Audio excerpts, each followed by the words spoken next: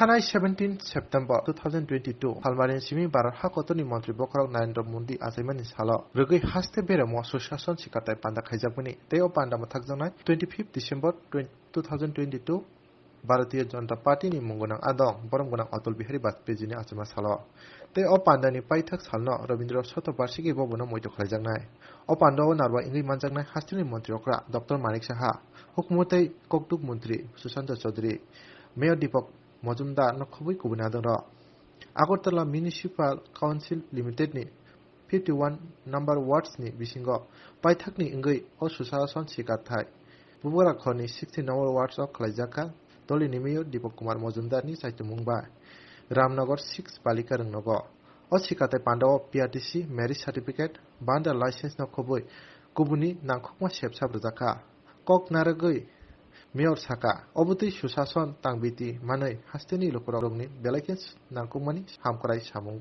Kosugan Hanai পৌরসভার প্রতিটা ওয়ার্ডেই সমাপ্তি হলো প্রশাসনিক শিবিরের কিরকম সাড়া পড়েছে এবং আপনি কি স্যাটিসফাইড?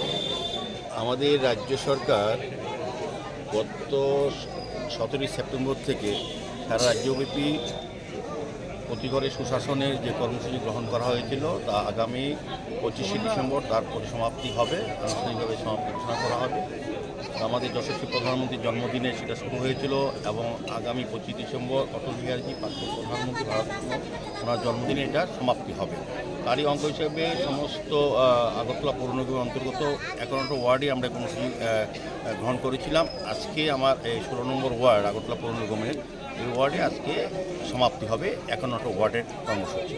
সেই উপলক্ষে আজকে আগরতলা রামনগর 6 নং বালিকা বিদ্যালয়ে 16 নম্বর ওয়ার্ডের প্রশাসনিক শিবির শুরু হয়েছে। সেখানে বিভিন্ন নাগরিকরা তাদের যে কাগজপত্র যেটা দীর্ঘদিন তারা করেননি বা করার প্রয়োজন ছিল তারা কত বিশেষ করে পিআরটিসি বা ম্যারেজ রেজিস্ট্রেশন সার্টিফিকেট দিতে পারবে, SC OBC van der licence, trade licence, পানীয় জল সমস্যা ডিডাব্লিউসির আমাদের আধিকারিকরা আছেন।